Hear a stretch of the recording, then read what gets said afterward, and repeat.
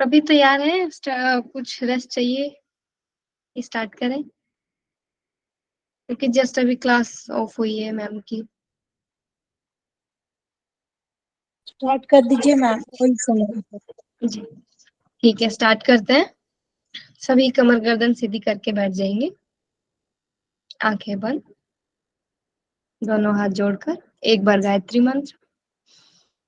ओम भूर्भुवः स्वाहा तत्सवितुर्वरेण्यं भर्गो देवस्य धीमहि धियो यो नः प्रचोदयात्।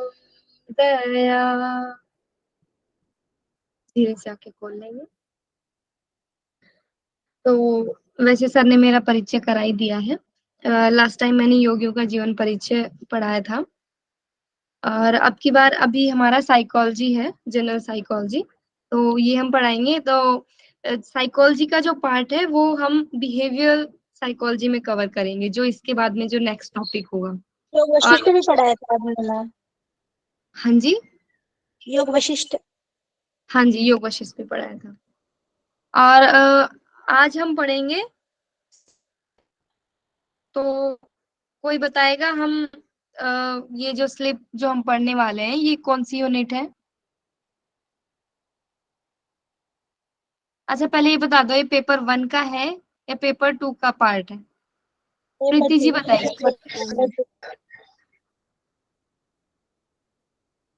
हाँ जी, पेपर टू। ओके ठीक है। और यूनिट कौन सी है? राखी जी बताएंगी। Am I audible? Yes ma'am, you are. Ma'am ये ओके 6th यूनिट है मैम। ओके ठीक है, वेरी गुड। ठीक, तो हम यूनिट सेकंड, सॉरी पेपर 2 का यूनिट 6 हम आज पढ़ेंगे। और उसका जो पहला टॉपिक है वो है, मैं स्क्रीन शेयर कर देती हूँ।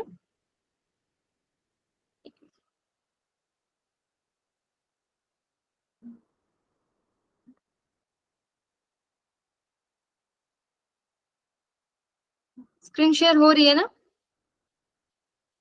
जी। यस मैम, हो रही है। ओके हाँ। तो इसमें हम आज करेंगे sleep, stages of sleep and sleep disorders and brain waves. ये हम पढ़ेंगे, धीरे धीरे कवर करेंगे, पर आज हम सिर्फ स्लीप ही पढ़ेंगे। और एक बार सिलेबस देख लेते हैं हमें कौन कौन सा कवर करना है। ओके, सो ये हमारा सिलेबस है। This is Hindi part and this is English part. Unit 6 का है ये। जनरल साइकोलॉजी में हमें वैसे मेनली 4 टॉपिक है। पहला है introduction to altered states of consciousness, जिसमें आएगा sleep, stages of sleep, sleep disorders. Next है बिहेवियर साइकोलॉजी, जिसमें है psychology as a science of behaviour, psychological basis of behaviour. And third है पर्सनैलिटी। फोर्थ टॉपिक है हमारा कॉग्निटिव साइकोलॉजी। एंड उसके बाद है मेंटल हेल्थ। मेंटल हेल्थ के बारे में जो भी हमारे उसमें डिसऑर्डर्स हैं, एंजाइटी, स्ट्रेस, डिप्रेशन, इंसोम्निया, ये सब हम पढ़ेंगे। क्लियर है यहाँ तक सभी को? किसी को कोई डाउट है सिलेबस के रिगार्डिंग? यस मैम, क्लियर है। ओके ठीक है, तो स्टार्ट करते हैं। सबसे पहले आज हम सिर्फ इतना ही लेंगे, स्लीप और स्टेजेस ऑफ स्लीप। जो पहला पार्ट है introduction to altered states of consciousness. Okay चलो, तो सबसे पहले हम स्लीप को समझते हैं। सभी स्लीप क्या होता है सभी को पता है? कोई डिफाइन करेगा अपने तरीके से?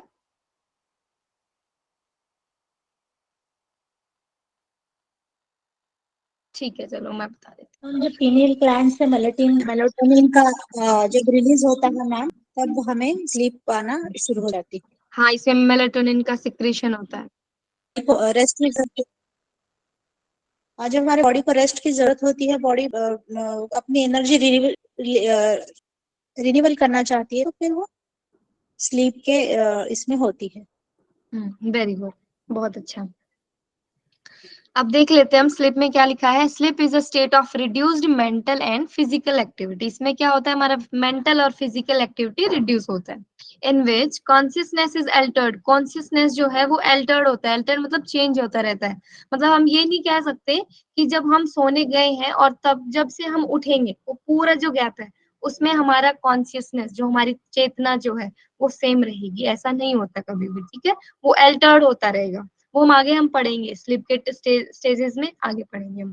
तो स्लीप में क्या होता है, मेंटल और फिजिकल एक्टिविटी रिड्यूस्ड होती है और कॉन्शियसनेस अल्टर्ड होता है and sensory activity is inhibited to a certain extent.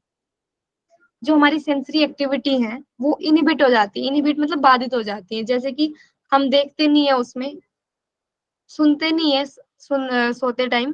ठीक है, जो हमारी सेंसरी फंक्शंस है वो बंद हो जाते हैं। During sleep there is a decrease in muscle activity. सोते समय हमारी जो मसल एक्टिविटी है वो भी डिक्रीज हो जाती है, ये सब आपको पता है। And interaction with the surrounding environment are significant reduce. और सराउंडिंग का जो एनवायरनमेंट है वो भी सिग्निफिकेंटली हम उससे रिड्यूस हो जाते हैं, उससे इंटरेक्शन हमारा कम हो जाता है। Okay, got it? सभी को समझ आ रहा है? Yes ma'am. ठीक है, नेक्स्ट। ये हमारी स्लीपिंग स्टाइल्स हैं, डिफरेंट टाइप ऑफ स्टाइल्स हैं। कोई कैसे भी सो सकता है। ठीक है, तो आप भी इसमें देख सकते हो कि हम किस में सोते हैं। ओके, सो इसमें कोई ज्यादा याद करने की जरूरत नहीं है। इस स्लाइड में ये सिर्फ दिखा रखा है, समझाने के लिए बताया है कि स्लीपिंग स्टाइल्स भी डिफरेंट टाइप्स होती हैं। नेक्स्ट है टाइप्स ऑफ स्लीप। तो mainly two type of sleeps होती हैं। There are mainly two type of sleep existing for human being. Human being के लिए दो टाइप्स की स्लीप है। फर्स्ट है rapid eye movement sleep and second है non rapid eye movement sleep. अच्छा, मैं बीच में आपको डिस्टर्ब करना चाह रही हूँ। हाँ, मैं ये बोल रही थी कि नोट्स आपको साथ साथ बनाना है। ठीक है, अगर कोई छूट जा रहा है तो उस पे आप पेज बना लो, पर आपको साथ साथ लिखना है, वो कवर करना है। ये नहीं सोचना कि मैम जब देंगी बाद में स्लाइड्स तब हम लिखेंगे। क्लियर? जितना भी हो सके साथ साथ बनाते रहो आप। तो टाइप्स में दो टाइप के हैं, rapid eye movement sleep and non rapid eye movement. Rapid eye movement sleep को रैम स्लीप भी बोलते हैं और नॉन रैपिड आई मूवमेंट को नॉन रैम स्लीप या एन रैम स्लीप भी बोलते हैं। ठीक है, हाँ। और जो नॉन रैम है वो 75% हमारा कवर करता है। 75% ऑफ स्लीप हमारी कवर होती है bye non REM sleep and 25% cover होती है बाय रैम स्लीप। क्लियर है सभी को? यस मैम, क्लियर है।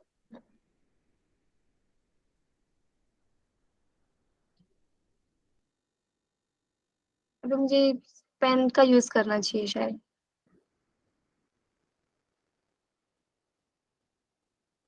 एक सेकेंड।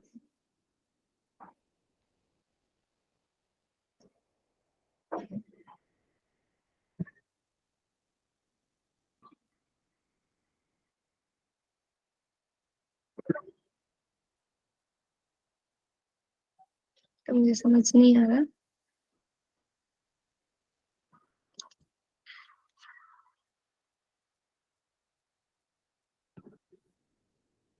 चलो, अभी तो आपको सब समझ में आ रहा है ना? आई थिंक पेन की यस नहीं मैम, आ रहा है, आ रहा है। मैम ये रैपिड आई मूवमेंट क्या है? रैपिड आई मूवमेंट स्लिप का टाइप है। स्लिप की दो टाइप होती हैं, एक होता है रैपिड आई मूवमेंट एंड दूसरा होता है नॉन रैपिड आई मूवमेंट। अब इसके बाद में हम आगे डिस्कस करेंगे नेक्स्ट स्टेज पे। पहले ये समझते हैं कि इसके दो टाइप्स है। ओके, और नॉन रैपिड आई मूवमेंट के 4 स्टेजेस होती हैं।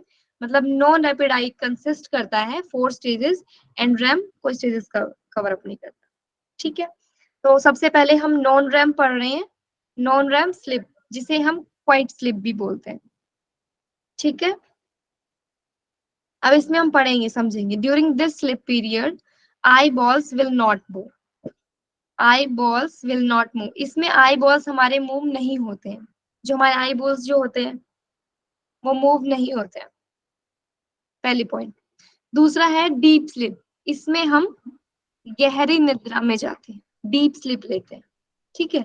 जो हम अब आप अपनी नींद से इसको कनेक्ट करो, जब हम सोते हैं, जब गहरी नींद में होते हैं उस टाइम हम नॉन रेम स्लीप में होते हैं, ठीक है। उस टाइम हमारे आई बॉल्स मूव नहीं करते हैं, 2 पॉइंट हो गए। उसमें स्लो वेव स्लीप होता है, कैसी वेव होती है, स्लो वेव होती है, उस स्लीप में स्लो वेव होती है। कौन सी स्लो वेव होती है, जो ब्रेन वेव्स हैं वो स्लो होती है इसमें, क्लियर। नेक्स्ट पॉइंट है dreams will not occur during this period, अब उसी टाइम में आप फील करो, उस टाइम जब आप डीप स्लीप में हो तो आपको नींद नहीं आएगी, dreams will not occur. Next है this sleep covers the remaining 75% of total sleep period, ये पूरा स्लीप का 75% कवर करता है। नेक्स्ट है parasympathetic nervous system remain more active, parasympathetic nervous system इसमें ज्यादा एक्टिव होता है, या फिर हम ये भी कह सकते हैं इसमें पैरासिम्पैथेटिक नर्वस सिस्टम ही एक्टिवेट रहता है। नेक्स्ट पॉइंट, क्योंकि हम उसमें कोई एक्टिविटी नहीं करते ना, हम सिर्फ रेस्टिंग फेज में जाते हैं, हमारी कोई मस्कुलर एक्टिवेशन नहीं होता है, ठीक है। इसको इसमें किसी को कोई डाउट है अभी तक, anyone? No, ma'am. Okay, Ma'am. Ma'am ये ठीक। थोड़ा सा सॉरी एक्सप्लेन कर दीजिए कि हम लोगों ने देखा टू काइंड्स ऑफ स्लीप, दो है ना प्रकार है स्लीप के, फिर NREM ये किसके अंडर में आता है? ये स्लीप के अंडर में आ रहा है, स्लीप की 2 टाइप्स है, नॉन रैम एंड रैम। हाँ तो किसके मतलब फर्स्ट या सेकंड, या मतलब दो प्रकार है तो किस प्रकार के अंतर्गत ये आता है या अलग से है ये? ओके ठीक है, ठीक, मैं समझ गई आपकी बात। ये स्लीप साइकिल होती है, जब हम सोते हैं ना तो हमारे साइकिल्स बनती हैं। टोटल हम कितने मिनट सोते होंगे, लगभग हम 7, 7.5, 8 घंटे तक सोते हैं, और ये पूरी एक साइकिल बनती है। अभी मैं आपको ये समझाऊंगी ना आगे, तो उसी में ही आएंगी हमारी साइकिल सारी। हाँ जी ठीक। पहले आप ये समझो कि हम स्लीप की 2 टाइप्स होती हैं, और एक जो एन रैम है, नॉन रैम है, वो ज्यादातर हमारा स्लीप का कवर करती है, स्लीपिंग का, ठीक है। और उस स्टेज में क्या होता है, उस टाइम पीरियड में क्या होता है, नॉन रैम स्लीप जो होती है उस टाइम पीरियड में क्या क्या होता है, हमें कोई ड्रीम्स नहीं आते हैं, ब्रेन वेव स्लो हो जाती हैं, डीप स्लीप हम लेते हैं, आई बॉल्स हमारी मूवमेंट नहीं करती हैं, और 75% वो कवर करता है। उस टाइम में हमारा पैरासिम्पैथेटिक डोमिनेंसी होती है, सेंसरी फंक्शंस रिलैक्सेस, हमारे जो भी सेंसरी फंक्शन है वो रिलैक्स हो जाते हैं। हमारे कोई हाथ लगाएगा, हमें कोई बोलेगा नींद में, ठीक है, तो हमें नहीं पता चलेगा, या हमें कोई कुछ दिखाएगा तो हम देखेंगे ही नहीं, हमारी सेंसरी फंक्शंस रिलैक्स है उस टाइम में। Heart rate slow, heart rate हमारी स्लो हो जाती है, रेस्पिरेटरी स्लो हो जाता है, रेस्पिरेटरी रेट स्लो हो जाता है, ठीक है। यस हाँ मैम ठीक। हाँ, ये नॉन रैम हमारा क्लियर हुआ।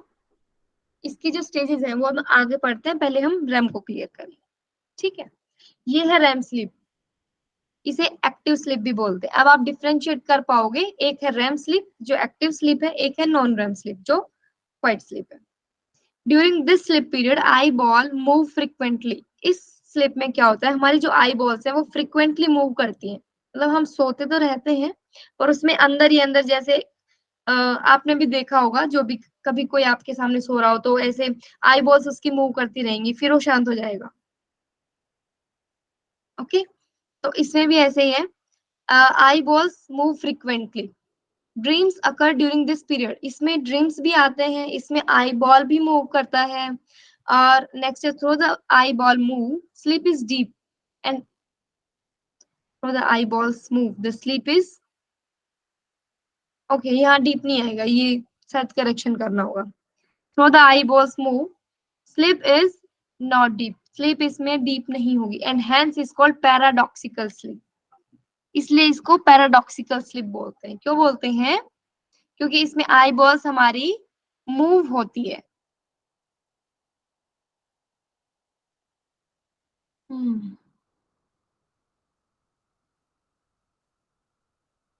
डायरेक्ट ये क्वेश्चन भी बन सकता है एग्जाम में कि पैराडॉक्सिकल स्लीप किसे कहते हैं। ठीक है, तो आप ये याद रखेंगे, रैम स्लीप को बोलते हैं पैराडॉक्सिकल स्लीप। ये पॉइंट और क्लियर कर लेंगे हम थोड़ी देर में। ठीक है, नेक्स्ट है this covers 25% of sleeping period. वो जो नॉन रैम था वो 75% कवर कर रहा था, रैम स्लीप 25% स्लीप कवर कर। ठीक है, REM sleep is important since it plays a vital role in consolidation of memory. ये मोस्ट इंपॉर्टेंट लाइन है। रैम स्लीप क्यों जरूरी है? इस स्लीप में क्या होता है? इस स्लीप में मेमोराइज करना जो होता है ना, या मेमोराइज पावर, वो होती है इस स्लीप में। हम मेमोराइज कर सकते हैं इस कंडीशन में। जैसे योग निद्रा की जो स्टेज होती है, हमें बोलते हैं कि आप अपने पूरे दिन को याद करो, आपने सुबह क्या किया था, फिर क्या किया था, पूरे दिन को याद कराते हैं। तो ये सेम उसी टाइप का है ये रैम स्लीप। इसमें क्या होता है, हमारी जो मेमोरी है वो काम करती है इसमें। ठीक है, brain is in working condition in this sleep. इस कंडीशन में, इस स्लीप में ब्रेन हमारा वर्क करता है। ठीक है, सेकेंडरी हाँ secondary let us summarise the physiological changes. अच्छा, ये नेक्स्ट पेज का है। नेक्स्ट पॉइंट है सिंपैथेटिक एक्टिवेशन। इसमें सिंपैथेटिक एक्टिवेशन होता है, हाँ ये तो हम सब समझ गए हैं। उसमें पैरासिम्पैथेटिक एक्टिवेट होता है, तो इसमें कंपेरेबल टू पैरासिम्पैथेटिक, इसमें थोड़ा सा सिंपैथेटिक ज्यादा एक्टिवेट होता है। ठीक है, या फिर इसमें हम ये भी कह सकते हैं, अगर रैम स्लीप में हमें कोई कोई जगाए या फिर, तो हम इजीली जग सकते हैं, एक जग जाता है ना, क्योंकि इसमें हम थोड़े से एक्टिव होते हैं comparable to non REM sleep. Clear है सभी को? यस। ठीक है, नेक्स्ट। नोट्स आप बना रहे हैं सभी साथ साथ? अगर आप कहते हैं तो मैं एक कुछ देर के लिए रुक सकती हूँ, या अगर आपको ये फटाफट से बस आप एक मिनट बना रहे हैं। हाँ, ओके, तो नेक्स्ट यहाँ पे हम समझते हैं there are 5 phases of sleep. Sleep के 5 फेजेस होते हैं। स्टेज 1, 2, 3, 4 और non REM sleep. Non REM sleep के अंडर में आता है 1, 2, 3, 4 4 stage, and fifth one for RAM. और जो फिफ्थ स्टेज है वो रैम में आती है, रैपिड आई मूवमेंट। ठीक है, और इसमें एक पॉइंट अलग से है, American study accepts only 3 stages of non RAM. American study जो है वो 3 स्टेजेस ऑफ नॉन रैम की वो ऐसे मानते हैं यूएसए के अकॉर्डिंग। ठीक है, तो बस ये समझने के लिए है, इसमें कोई वो नहीं है कि ऐसे क्वेश्चन आएगा कि अमेरिका की स्टडी क्या मानती है। ठीक है, साइकोलॉजी है, कोई अपने अपने थ्योरी होती है, तो कोई 3 स्टेज मानता है, कोई 4 स्टेज मानता है। ठीक है, मैम आपने बोला फिफ्थ स्टेज जो है वो रैम के अंदर आएंगी, तो रैम का ही मीनिंग है ना कि रैपिड आई मूवमेंट, उसका लॉन्ग फॉर्म ही है ना मैम वो? हाँ रैपिड आई मूवमेंट। जो फिफ्थ जो स्टेज है वो रैम के अंडर में आएगी, या फिर हम ये कह सकते हैं फिफ्थ ही रैम स्टेज है, रैपिड आई मूवमेंट स्टेज है। ठीक हाँ है, मैम, तो मैंने ना आपसे जो क्वेश्चन किया था ना, उसका आंसर मुझे अभी मिला। ठीक है। ओके, समझाइए, आप समझाइए क्या समझ में आया आपके। हाँ, बता रहे। हाँ मैम, ये आया कि सबसे पहले तो स्लिप को आपने डिफाइन किया कि स्लिप होती क्या है ना। उसके बाद आपने बताया कि two kinds of slip. Slip दो प्रकार के होते हैं, एक रैपिड आई मूवमेंट स्लिप जिसको रैम कहते हैं, और एक होता है नॉन रैपिड आई मूवमेंट जिसको नॉन रैम स्लिप कहते हैं। ये दो आपने बताया। फिर उसके बाद आपने कहा कि जो स्लीप होते हैं उनकी जो पूरी स्लीप होती है उनकी 5 अवस्थाएं होती है ना।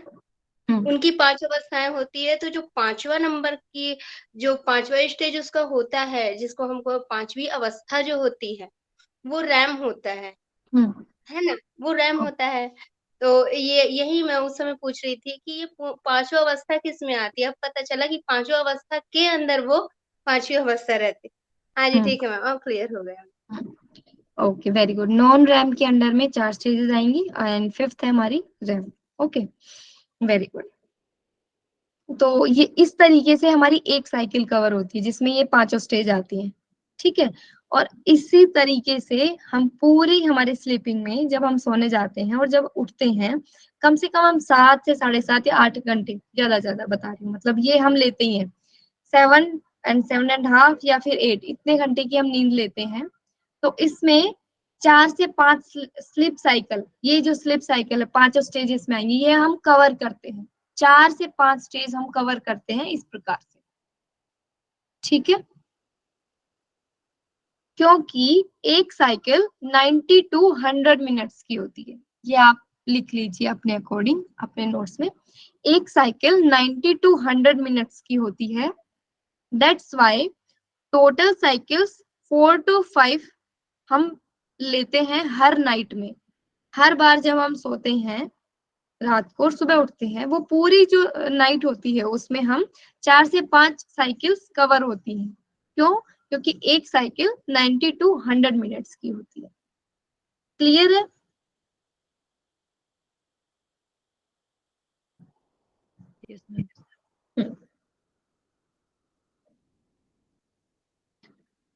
ओके, तो अभी यहाँ पे देखते हैं, इसमें स्टेजेस बता रखी है। First stage entering between consciousness and slip, इसमें हम एंटर करते हैं, ठीक है, हम सोने जा रहे हैं। Next second stage heart rate slows. Second stage में क्या हो जाता है? Heart rate slows. Brain does less complicated task, brain बहुत ही मतलब कॉम्प्लिकेटेड टास्क बंद कर देता है वो करना। आफ्टर अनदर 15 मिनट्स, फिर ये 15 मिनट का हो गया। After 15 minutes move into non RAM slip, फिर और नॉन रैम स्लिप में मूव करते हैं हम थर्ड स्टेज में। इसमें क्या होता है? बॉडी मेक्स रिपेयर्स, इसमें बॉडी रिपेयर करती है। Fourth stage body temperature and BP decreases. Fourth stage में क्या होता है? टेम्परेचर और बीपी हमारा कम हो जाता है। Fifth stage increase in eye movement, अभी समझ आएगा आपका। फिफ्थ रैम है, इस स्टेज में आता है इंक्रीज इन आई मूवमेंट बढ़ेगा आपका, हार्ट रेट बढ़ेगी, ब्रीथिंग बढ़ेगी, बीपी एंड टेम्परेचर सब इंप्रूव होगा, ठीक है। एंड फिर अगेन हम फर्स्ट स्टेज में चल जाएंगे। तो इस तरीके से ये पूरा साइकिल चलता रहता है, ठीक है। इसको हम और आगे पढ़ेंगे, हर एक स्टेज को हम समझेंगे कि इसमें एक एक स्टेज में क्या क्या होता है, ठीक है, कौन सी वेव बढ़ती है। कौन सा है? थर्ड स्टेज में क्या होता है? बॉडी थर्ड स्टेज में बॉडी मेक्स रिपेयर कर रही है इसमें, मतलब डीप स्लीप में ही है, इसमें भी डीप स्लीप में ही है। अभी आगे आएगा हर एक स्टेज में, तो हम अच्छे से क्लियर कर पाएंगे उसको, ठीक है। इसमें देखते हैं नेक्स्ट, ये सिर्फ समझाने के लिए है, इसमें आप समझ सकते हो। जैसे ब्लू है, ये रैम स्लिप को शो कर रहा है, और नॉन रैम ये येलो कलर है, ये शो कर रहा है। तो आप देख पाओगे इसमें कितनी बार आ रही है साइकिल, 1 2 3 4 5 टाइम्स आ रही है, ठीक है। क्योंकि नॉन रैम से स्टार्ट हो रहा है, रैम कवर हो गया, फिर नॉन रैम से स्टार्ट हो रहा है, रैम आ गया, ठीक है। एक साइकिल, 2 साइकिल, 3 4 5, इस तरीके से 5 साइकिल कवर हो गई। क्लियर हुआ है सभी को?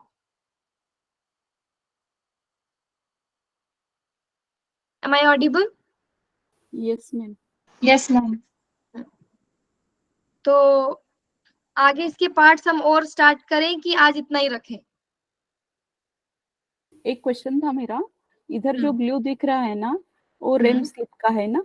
रेम स्लिप का जी। है ना? हाँ, तो एक बार नॉन रेम में एंटर हो जाने के बाद फिर रेम भी आ जाता है बीच बीच में?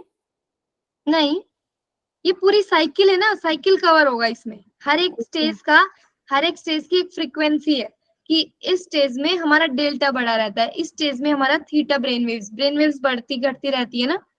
डीप स्लीप में तभी तो हमारी कोई ऐसी ब्रेन वेव होगी जो डीप स्लीप में बढ़ती है, समझ रहे हो आप? ओके। क्या समझ में आया आपके?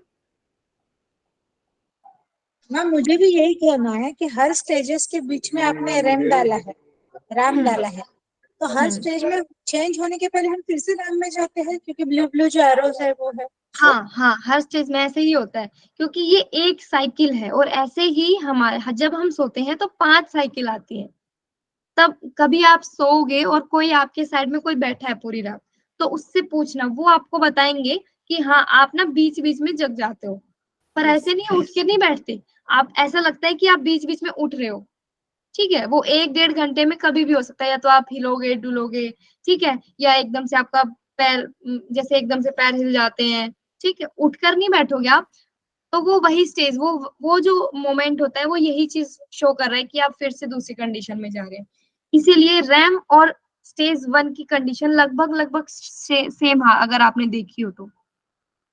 मैम जैसे करवट लेते हैं कभी इस साइड कभी उस साइड, उस चीज में ना। हाँ हाँ, या फिर कभी कभी ऐसा होता है कि हमारे सामने रात को कोई भी आ जाए, हमें नहीं पता चलता, ठीक है, तो हम कह सकते हैं उस टाइम हम डीप स्लीप में थे, ठीक है। पर कभी कभी ऐसा होता है कि ऐसे भी बोल देते हैं कि हाँ मुझे लगा तो था, कोई आया था, कोई तो था, मुझे मुझे लगा कि कोई नींद, मतलब मेरी नींद में ऐसा हुआ होगा कि मुझे कोई दिखा, पर एक्चुअली कोई आया था, है ना। तो तो हम उसमें क्या होता है, हम स्टेज, या तो उसमें स्टेज 1 में है या हम रैम में है, जिसको हम बोलते हैं कच्ची स्लीप है, एक्टिव स्लीप है। सो रहे हैं, मसल एक्टिवेशन नहीं हो रहा है, पर कहीं ना कहीं हम एक्टिवेट, हमारा ब्रेन एक्टिवेट है। कभी कभी, हाँ ये आपको शायद ज्यादा समझ में आएगा, कभी कभी ऐसा होता है कि हम नींद में अपना हाथ उठाना चाहते हैं पर उठता नहीं है, पर हमारा दिमाग काम कर रहा होता है, हमारा दिमाग काम कर रहा होता है कि हमें हाथ उठाना है, पर हमारा हाथ तो उठता ही नहीं है, ठीक है।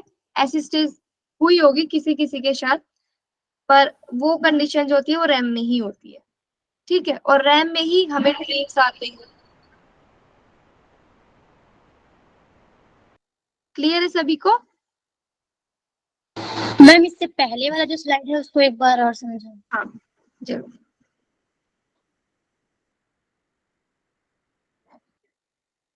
क्लियर है सभी को? कल हम सभी स्टेजेस के बारे में पढ़ेंगे कि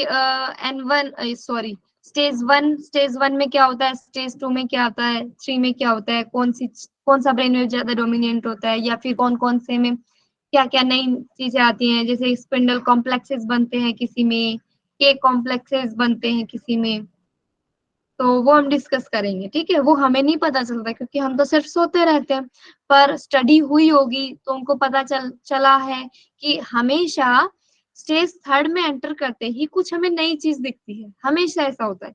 तो वो उन्होंने ऐड कर दिया कि 3rd स्टेज में ये चीजें दिखती है, हमेशा 2nd स्टेज में आते ही ये ब्रेन वेव्स बढ़ जाती है ना। तो वो इन्होंने बता दिया कि स्टेज 2 में ये ब्रेन वेव डोमिनेंट होती है। क्लियर है सभी को?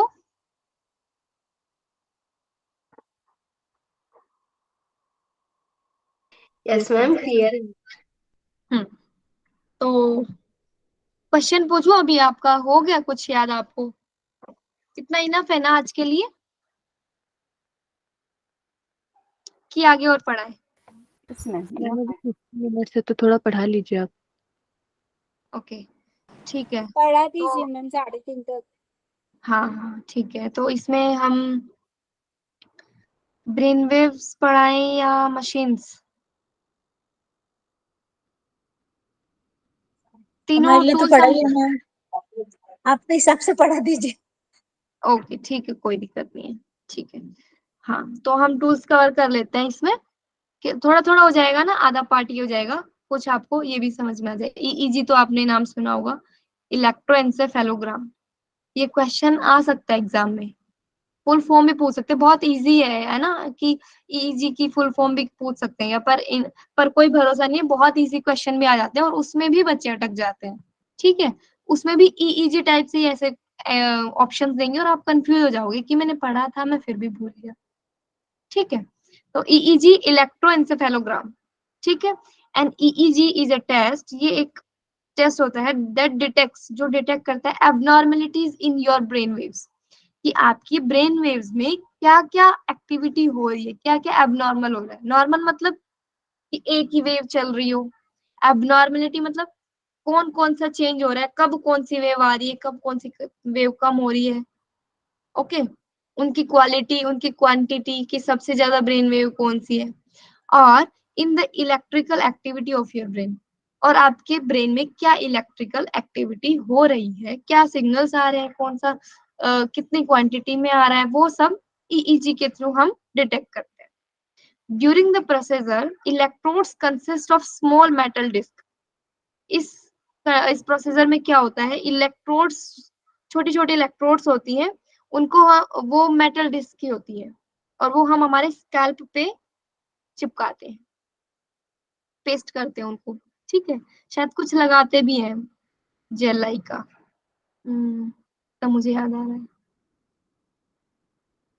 ये देखना पड़ेगा, पर मैं कर दूंगी क्लियर इसको। During the processor electrodes consisting of small metal disc, electrodes जो होते हैं वो हमारे स्मॉल मेटल डिस्क रखते हैं, विद थिन वायर्स, पतले पतले वायर्स होते हैं इनके, are pasted on the your scalp. तो हमारे स्कैल्प पे वो रख देते हैं, ईईजी का पूरा एक टोपी जैसा होता है। ठीक है, तो उसको रख देते हैं वो पूरा, और जहां भी इलेक्ट्रोड लग रही है उसके उस एरिया तक जो जो सिग्नल्स आ रहे हैं, कौन कौन सी वेव आ रही है, कितनी क्वांटिटी में आ रही है, कब वो बढ़ रही है, कब वो घट रही है, वो सारे इंफॉर्मेशन वो वहां से लाकर आपको देगा। Electrodes detect tiny electrical charges, वहां पर क्या इलेक्ट्रिकल एक्टिविटी हो रही है आपके ब्रेन में, वो सभी वो लेकर आएंगे। कौन, इलेक्ट्रोड्स। कैसे इलेक्ट्रोड्स, जो मेटल डिस्क के कहाँ है, हमारे scalp. That results from the activity of your brain cells, जो हमारे ब्रेन सेल्स में जो एक्टिविटी हो रही है वो बताएगा। क्लियर है? तो ये हमारा इलेक्ट्रोएंसेफेलोग्राफी, इलेक्ट्रोएंसेफेलोग्राम है, ईईजी। ठीक है, ये टूल होता है एक। ठीक है, मेनली ये हमारे ब्रेन वेव्स को मेजर करने के लिए यूज होता है, और इसी के एप्लीकेशन पे और भी बहुत सारे इंस्ट्रूमेंट आए हैं, टूल्स आए हैं, जैसे कि एक म्यूज एस बैंड होता है, म्यूज एस बैंड होता है, वो ऐसे हेड बैंड की तरह होता है, जैसे हम बैंड लगाते हैं हेयर बैंड, उसी की तरह वो होता है, यहाँ लगाते हैं माथे पे और पीछे से उसको लॉक कर देते हैं। ठीक है, उसमें 4 इलेक्ट्रोड्स होती हैं, 2 फ्रंटल को मेजर करने के लिए, 2 टेम्पोरल को मेजर करने के लिए। ठीक है, टेम्पोरल लोब के लिए 4 इलेक्ट्रोड्स होती हैं, उसको लगा देते हैं, और फिर हम उसमें देखते हैं कि क्या ब्रेन वेव एक्टिविटी हुई है, कौन सी वेव ज्यादा बढ़ी है, कौन सी वेव।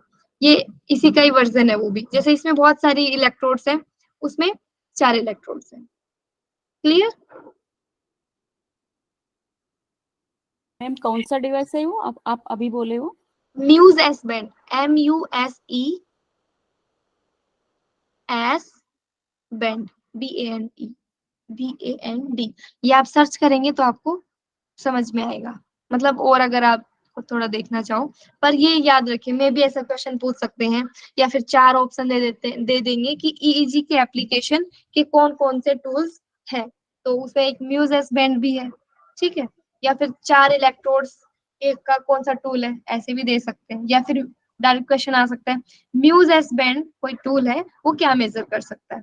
अब किसी ने नाम ही नहीं सुना होगा तो कैसे होगा, तो आप ये याद रखो, म्यूज एस बैंड जो है वो भी उसके अंदर भी ईईजी की एप्लीकेशन ही होती है।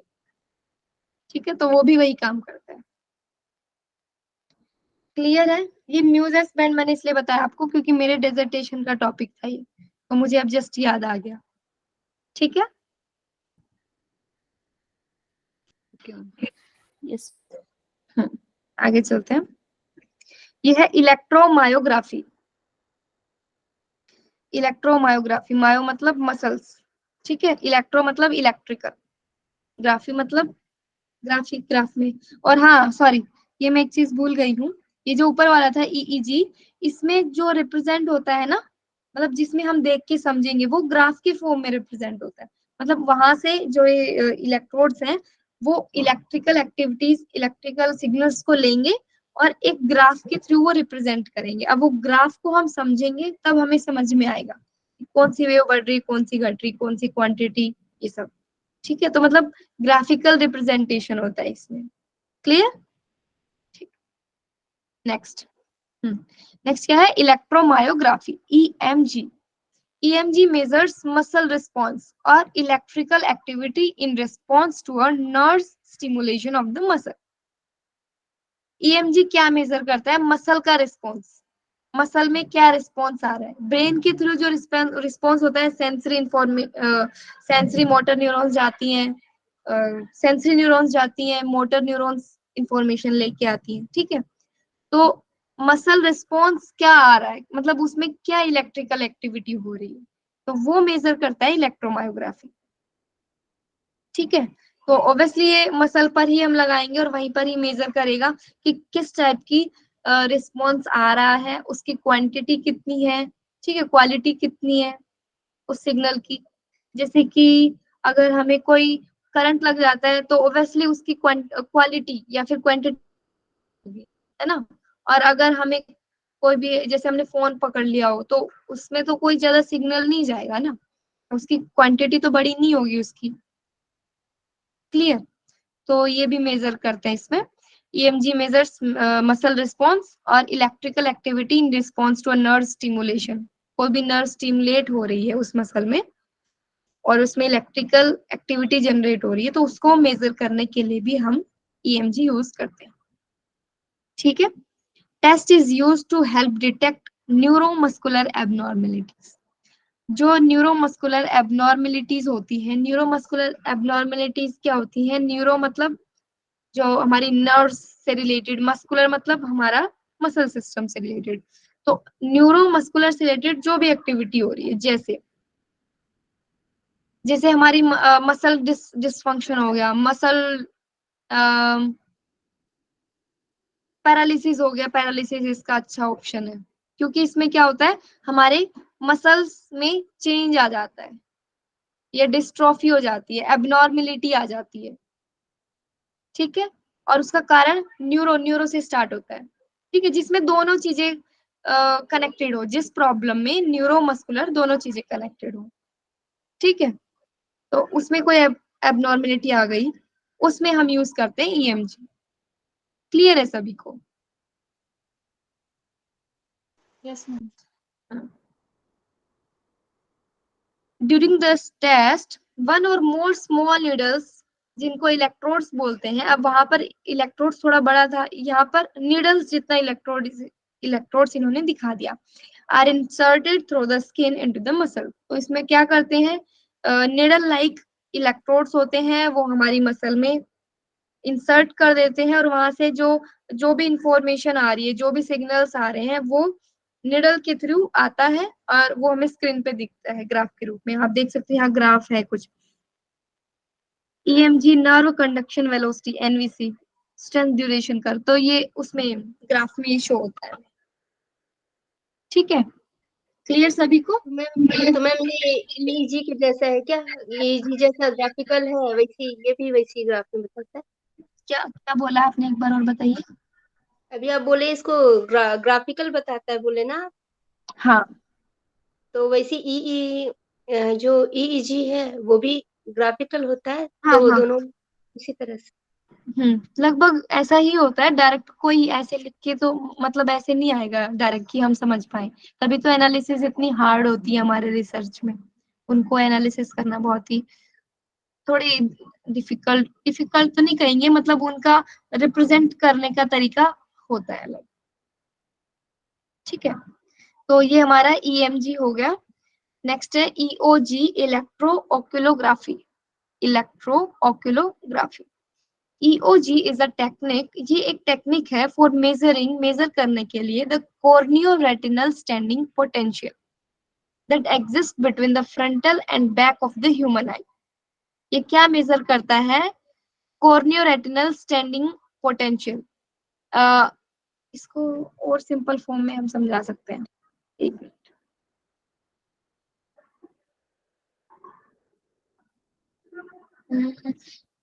ये हमारा साइनस का पार्ट मेजर करता है।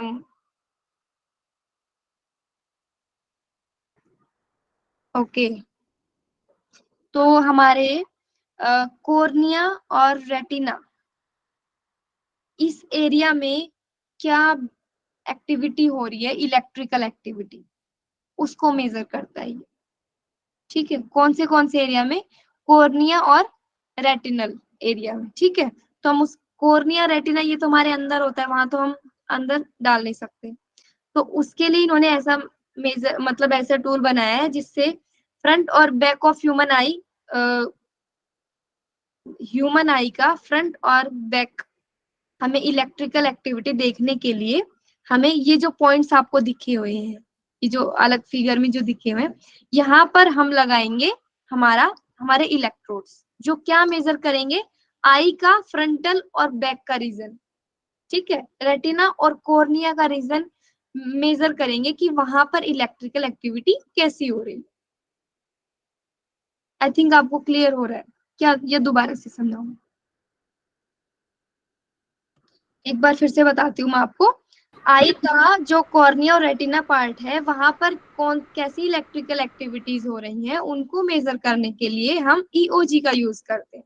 और इसमें क्या करते हैं, जो हम इलेक्ट्रोड्स जो होती हैं उसको हम साइनस रीजन पे लगाते हैं। साइनस रीजन पे नहीं, आई के फ्रंट और बैक पार्ट में, जहां से आई स्टार्ट हो रही है और जहां से वो खत्म हो रही है, ये फिगर में आप देख सकते हैं, ठीक है।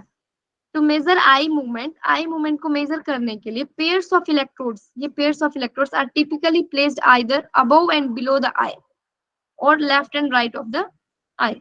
तो इसको हम ऊपर या नीचे या दोनों साइड में हम इन इलेक्ट्रोड्स को रख सकते हैं और हमारे आई मूवमेंट को मेजर कर सकते हैं, ठीक है। इसको भी हम यूज कर सकते हैं, जैसे हम सो रहे हैं तो उस टाइम पे हमने लगा लिया, ठीक है, तो उस स्लिप साइकिल के दौरान हमें पता चल जाएगा कि कितनी आई मूवमेंट हमारी हुई है, कितनी देर तक रैम स्लिप हमारी रही है या आई थी, कितने टाइम तक रही थी, ठीक है, कितनी देर हमने डीप स्लिप ली, ये भी समझ में आ जाएगा। मतलब हम वो डिफ्रेंशिएट कर लेंगे। क्लियर है सभी को? जी मैम। Yes ma'am. तो इसके नोट्स आप अच्छे से बना लीजिए, यहाँ से क्लियर कर लीजिए। कुछ ना समझ में आए तो आप कल भी पूछ सकते हैं, हम डिस्कस कर लेंगे, या फिर अगर अभी आपका कोई प्रश्न है तो वो पूछ लीजिए आप। और जब आप खुद से एक बार इसको पढ़ेंगे तो आपको और क्लियर होगा, या फिर और भी क्वेश्चंस जनरेट होंगे। मैम ये ईईजी, ईएमजी और ईओजी इसको थोड़ा सा सरल वे में बता दीजिए, क्योंकि मैम हो सकता है ये आ जाए मेरे दफा में।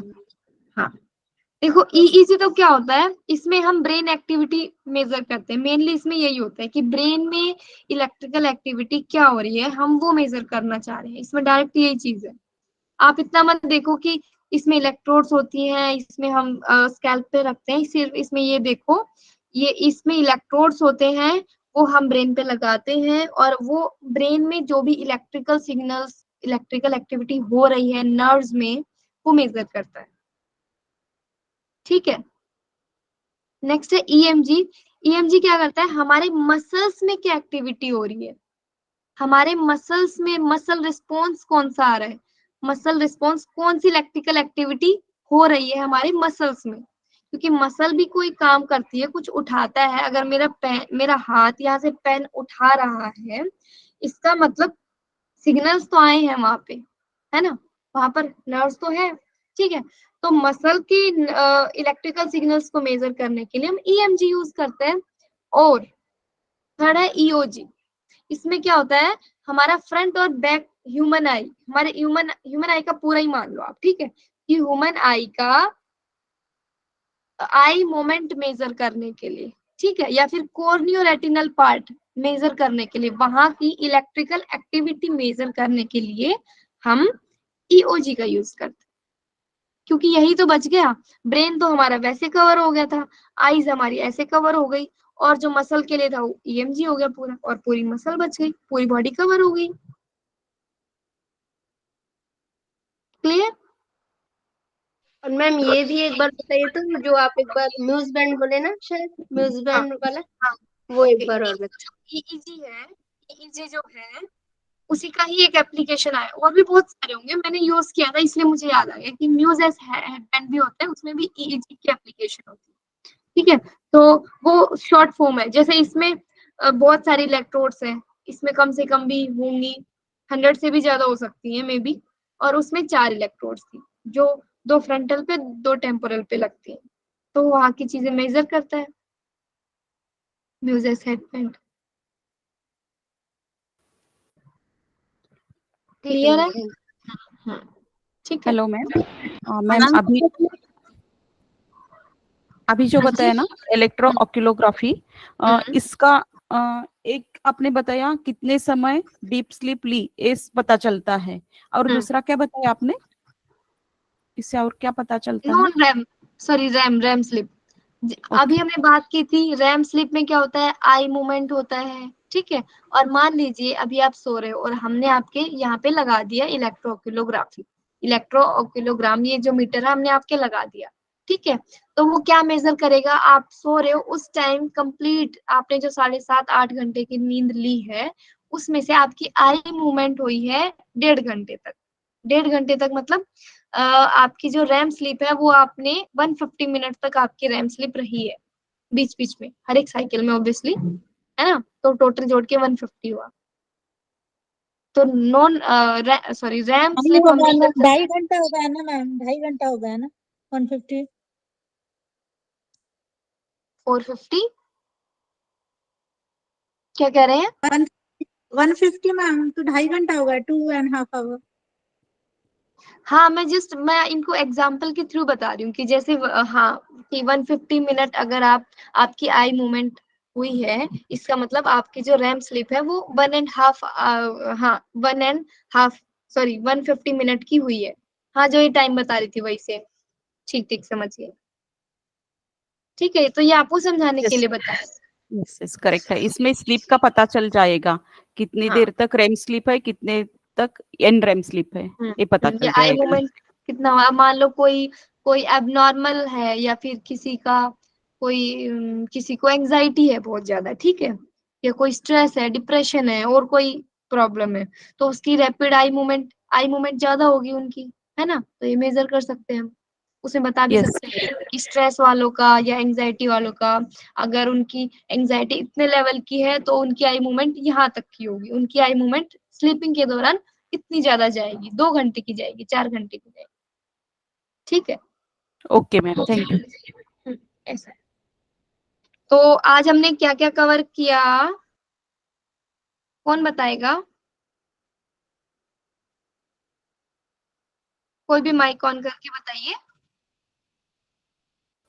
यस मैम, आज हमने स्लीप के बारे में आपने स्लीप के बारे में बताया, और उसमें दो टाइप्स के sleeps, non REM sleep and REM sleeps, और उसके बाद में साइकिल जो होता है स्लीप का वो बताया।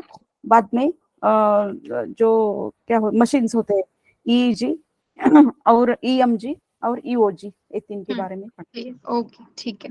तो 3 से 4 आपकी कोई क्लास है? नहीं मैम, ब्रेक है। ओके ठीक है, ठीक है, कोई दिक्कत नहीं है। तो ठीक है, आप ब्रेक को एंजॉय कीजिए, कल मैं इसी में से आपको कुछ पूछ लूंगी ताकि आपका पीछे का कवर होता जाए, ठीक है। ईईजी, ईएमजी, ईओजी, आप इसको अच्छे से पढ़ लीजिएगा, ठीक है। जो भी डाउट हो उसको लिख लीजिएगा या फिर देख लीजिएगा, जो आपको भी ऐसा लगे कि शायद ये मैम ने नहीं बताया और ये मैम को बताना चाहिए था इस मशीन में या इस स्लिप में, तो वो आप लिख के आ सकते हैं, वो भी आप डिस्कस कर सकते हैं क्लास में, ठीक है। और कल फिर हम ये स्टेजेस के बारे में पढ़ेंगे कि स्टेज N1 में क्या होता है, N2 में क्या होता है, N3 में, N4 में क्या होता है, क्या क्या एक्टिविटीज इनमें होती हैं, और ब्रेन वेव्स पढ़ेंगे, ठीक है। ओके मैम, क्लियर है? थैंक और जो आज कवर हुआ है उसके बारे में भी हम कल पूछेंगे ताकि हमारा पीछे पार्डन कुछ रह ना जाए, हम साथ साथ याद करते जाए और लिखते जाए। क्लियर है सभी को? Yes ma'am, thank you, Hariom. Okay, Hariom सभी को। शांति पाठ करते हैं, आंखें बंद। ओ शांति, शांति, शांति, ठीक है। प्रणाम सभी को। You ma'am, Hariom.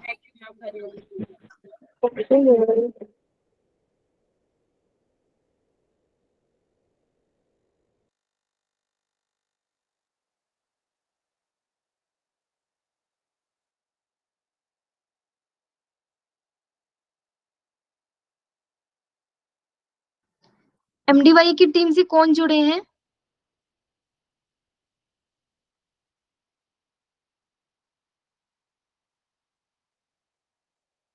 मेरी आवाज आ रही है?